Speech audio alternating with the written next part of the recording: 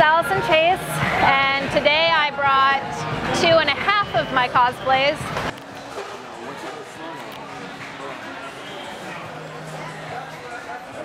Cat Bus is mine, the Power Loader is my first creation, and Snowball, unfortunately his mech suit exploded, kind of.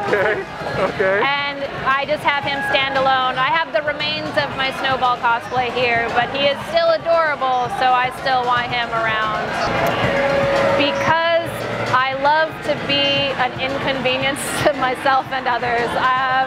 Actually, so I never planned. The Power Loader was the first big cosplay I did, and it ended up so big because I just kind of wung it. Originally, I thought about making Troy from Community. He had that little Power Loader costume. That was the inspiration, and then it just kind of got out of hand. But then I loved it so much that I decided to continue challenging myself each year, because once you kind of step over the threshold of I don't know if I can do it, then all of these crazy ideas that you have that seem impossible suddenly become possible. The Power Loader is made out of insulation foam that you can get at Home Depot. It comes in these really big sheets. I used it because it's very sturdy and stiff.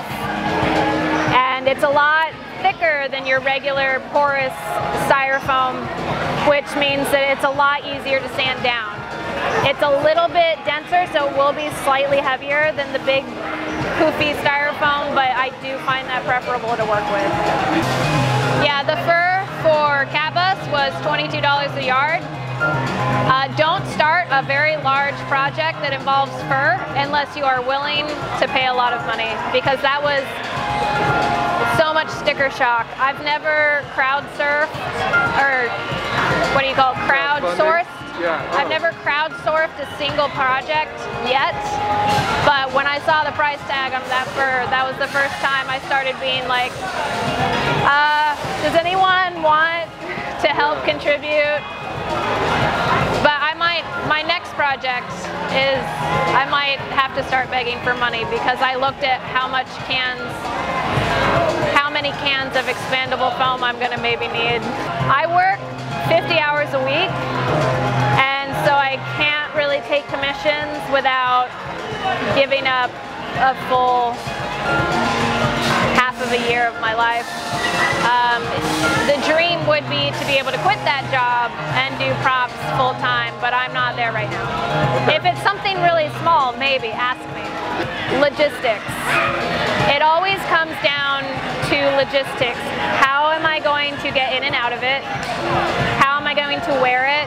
How am I going to get it to con? How am I going to get it around con? If you're making a big cosplay, please think about all the things. You can't just set it up at con. You gotta find a way to get it there.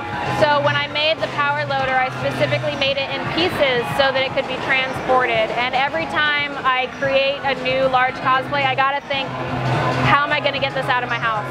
I'm on Facebook as Allison Chase Makeup, but I don't really use that. I'm mostly on Instagram at AAChase1401 or TikTok at Allison Chase 5.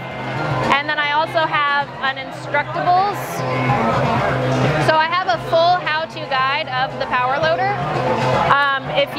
My name on Instructables is Allison C74.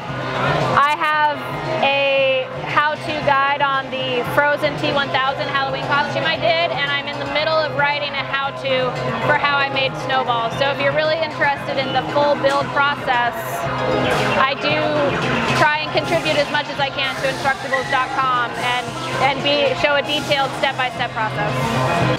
Do you like Breath of the Wild? Zelda Breath of the Wild? Yeah. You like the Guardians? Okay, yeah. The Pat, who runs the cosplay contests, told me, okay, we're gonna need to start imposing a size limit. And I was like, no, Pat, you know what I'm gonna do next year? An even bigger cosplay that's even harder to get here. So I'm thinking a Decade Guardian that's even bigger and more cumbersome.